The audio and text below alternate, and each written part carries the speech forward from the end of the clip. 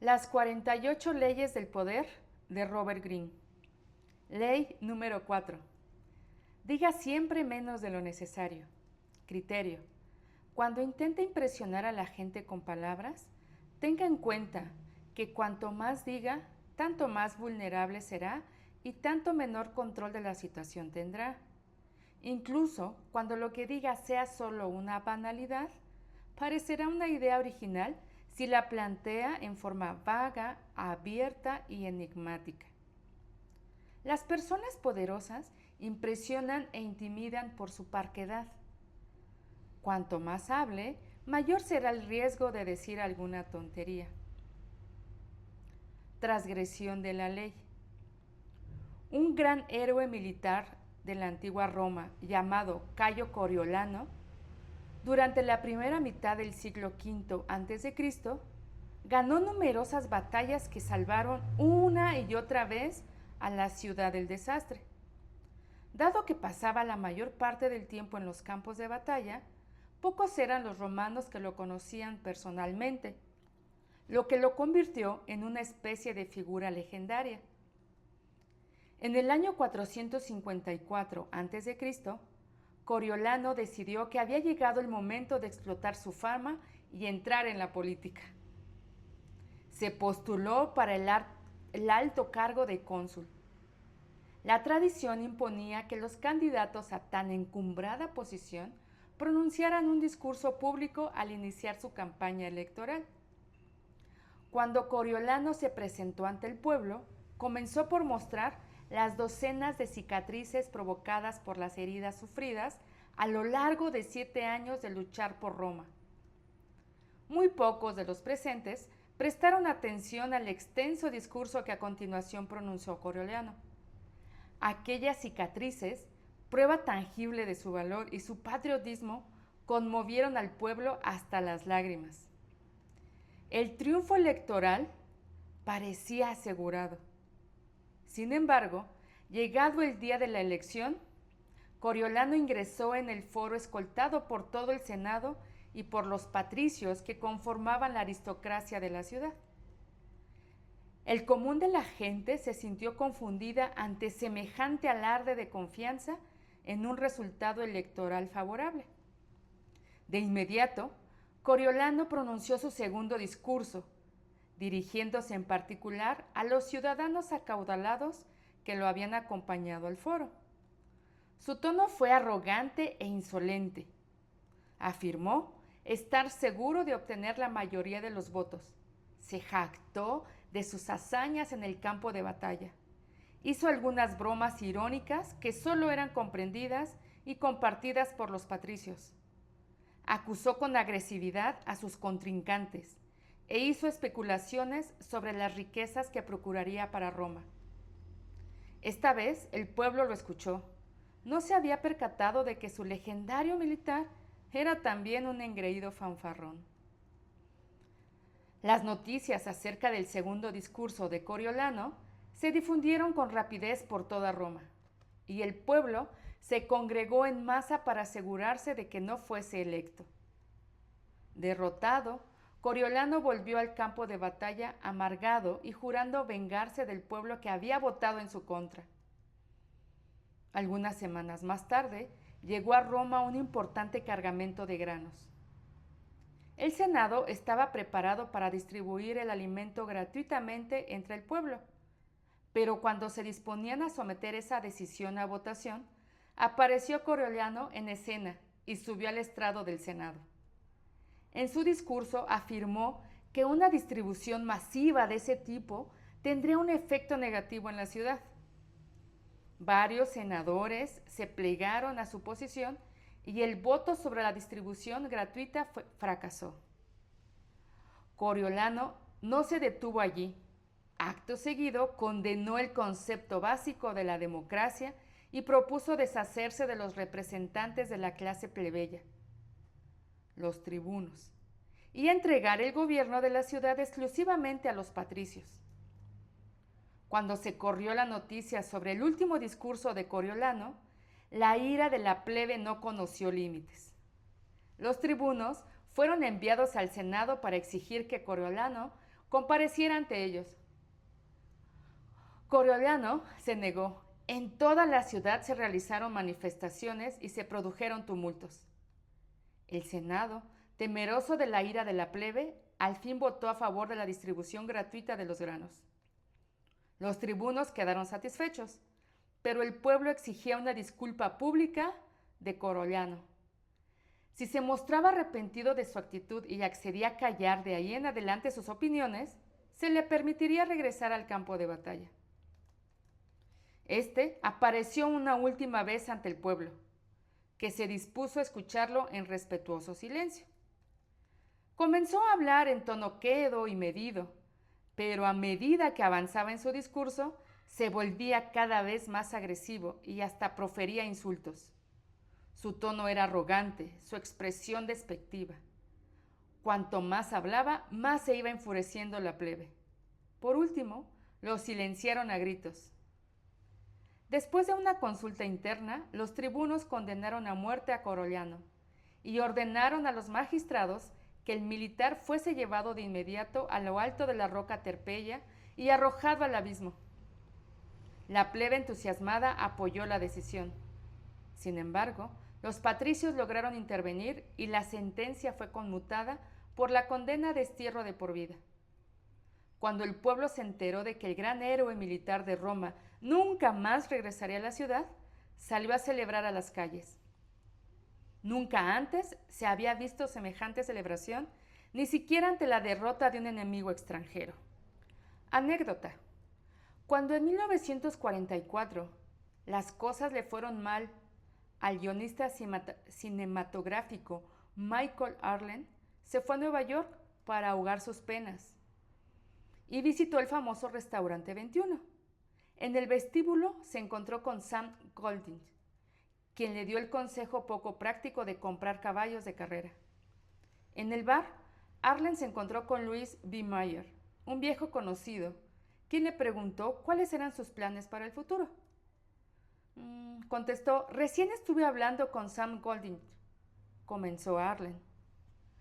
¿Cuánto le ofreció?, le interrumpió Mayer. No lo suficiente, contestó Arlen evasivamente.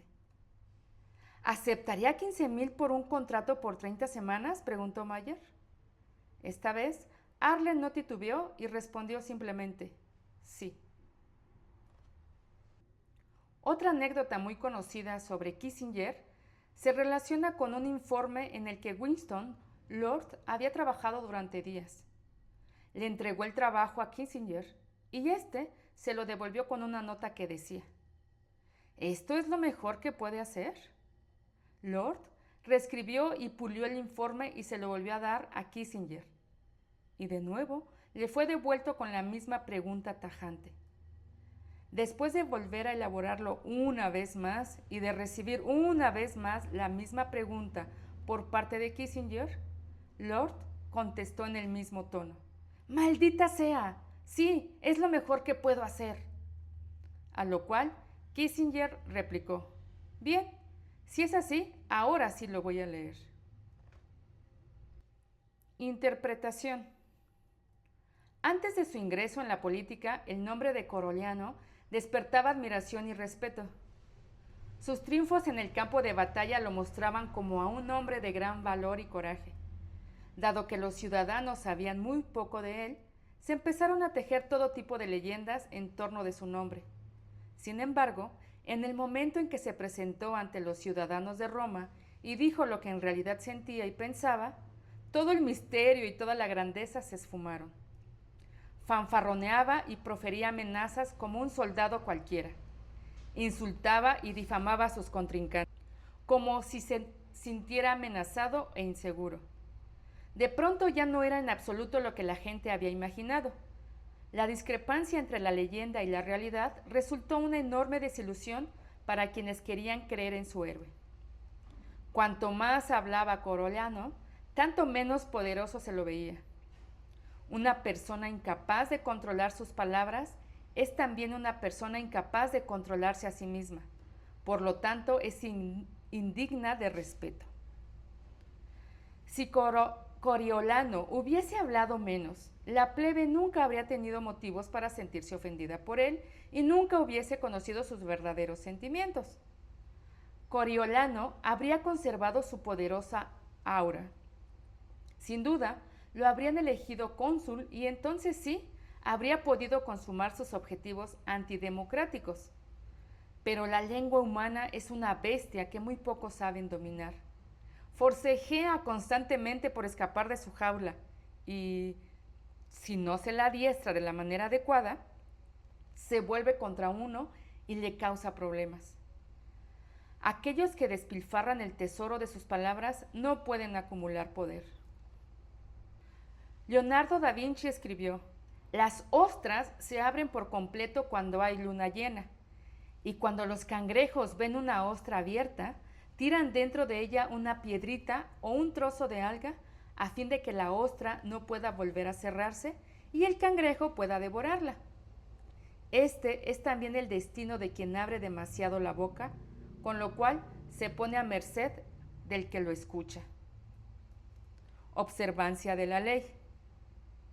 En la corte de Luis XIV, los nobles y los ministros pasaban días y noches enteros debatiendo temas de Estado.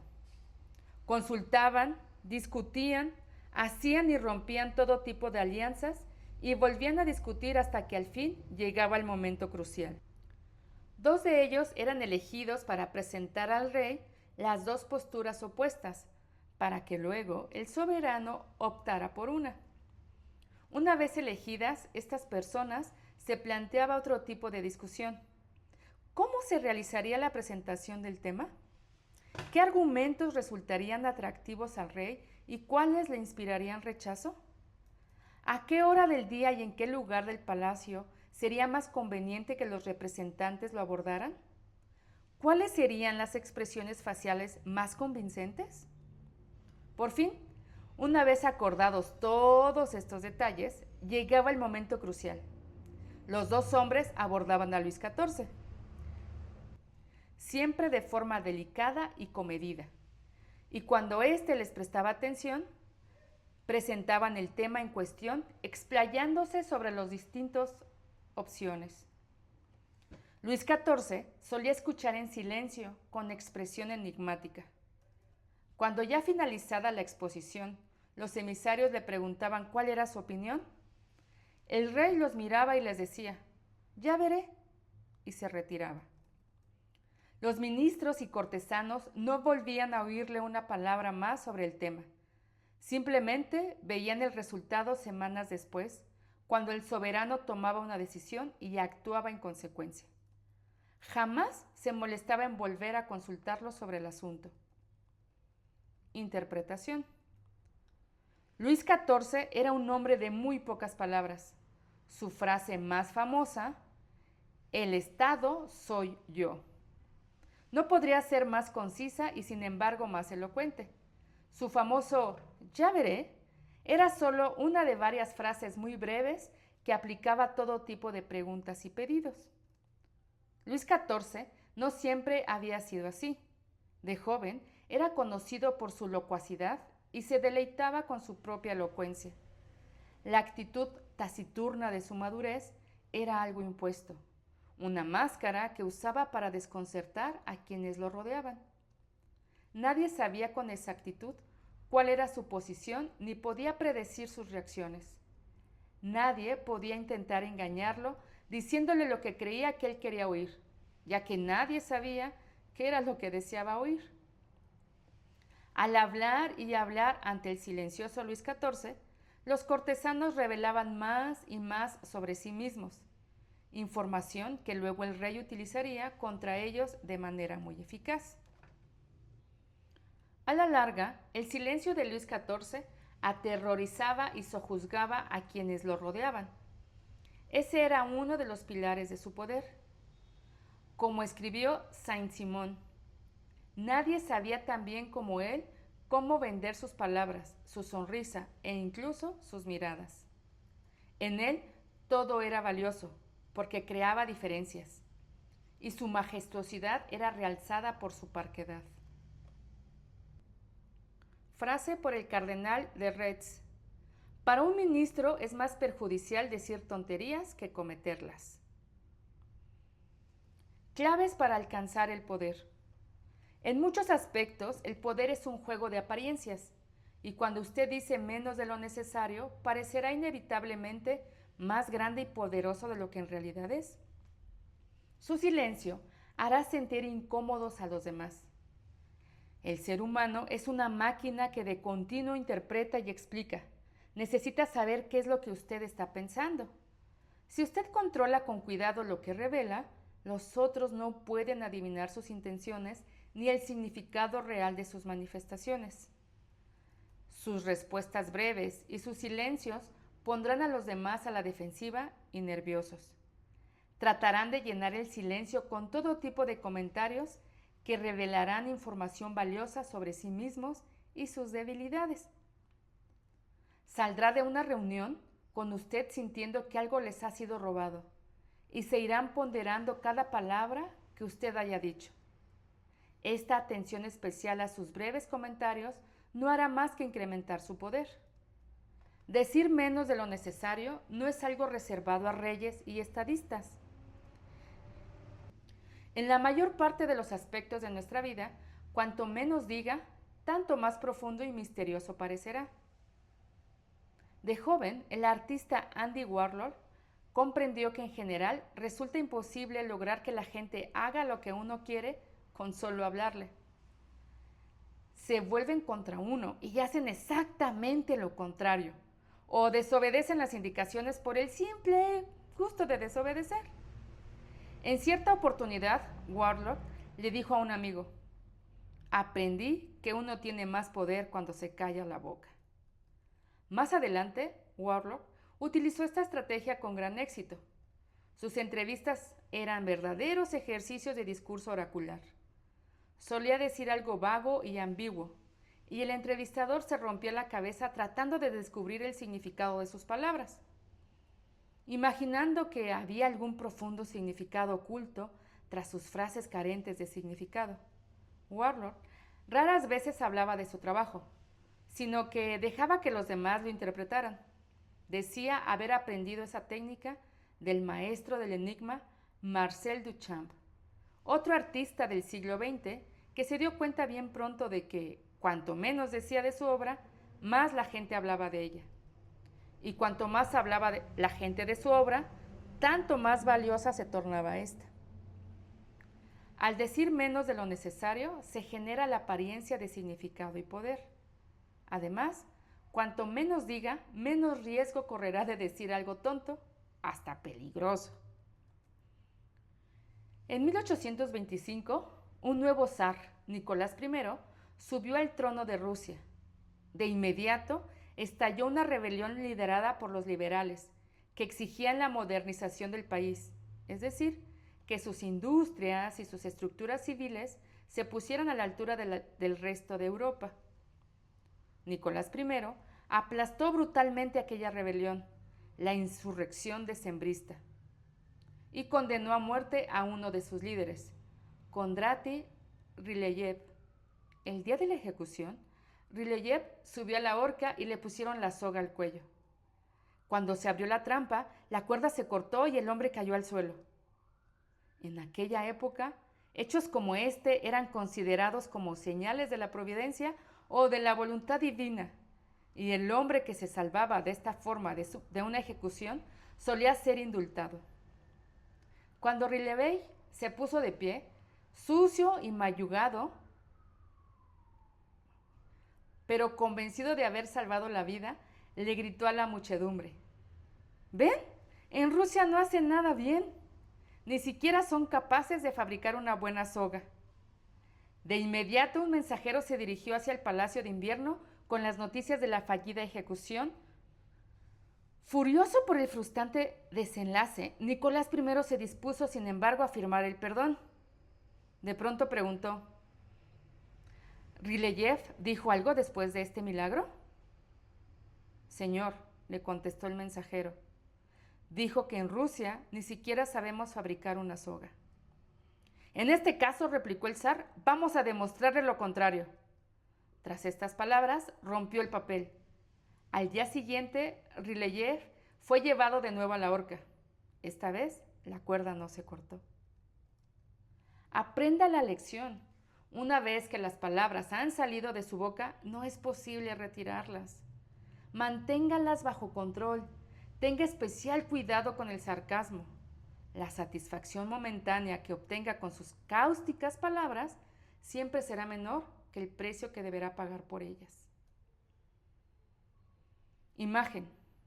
El oráculo de Delfos. Cuando los visitantes consultaban el oráculo de Delfos, la sacerdotisa pronunciaba algunas palabras enigmáticas que parecían tener un importante contenido. Nadie desobedecía las palabras del oráculo. Ejercían poder sobre la vida y la muerte de quienes lo consultaban. Autoridad. Nunca comience a mover los labios antes que sus subordinados. Cuanto más tiempo guarden silencio, más pronto sus labios los demás moverán. Y a medida que ellos muevan los labios, usted podrá entender sus verdaderas intenciones. Si el soberano no se muestra misterioso, los ministros encontrarán la oportunidad para exigir y exigir. Han Fei-tzu, filósofo chino, siglo III a.C. Invalidación. Hay momentos en los que no es inteligente guardar silencio. El silencio puede despertar sospechas e incluso inseguridad, sobre todo en sus superiores. Un comentario vago o ambiguo puede exponerlo a interpretaciones que usted no espera ni desea. El silencio y el decir menos de lo necesario es un arte que debe ejercerse con cautela y en las situaciones adecuadas. A veces es más inteligente imitar al bufón de la corte, que se hace el tonto pero sabe que es más inteligente que el rey. Habla, habla y entretiene, y nadie sospecha que es mucho más que un simple tonto. A veces las palabras también pueden actuar como una especie de cortina de humo, útil para engañar a sus adversarios. Al llenar con palabras los oídos de su interlocutor, pueden distraerlo e hipnotizarlo. Cuanto más hable, menos sospechoso resultará. Las personas verborraicas no suelen ser consideradas falsas o manipuladoras, sino capaces y poco sofisticadas. Este es el reverso de la política del silencio empleada por los poderosos. Hablando más y mostrándose más débil y menos inteligente que su víctima, podrá engañarla con suma facilidad.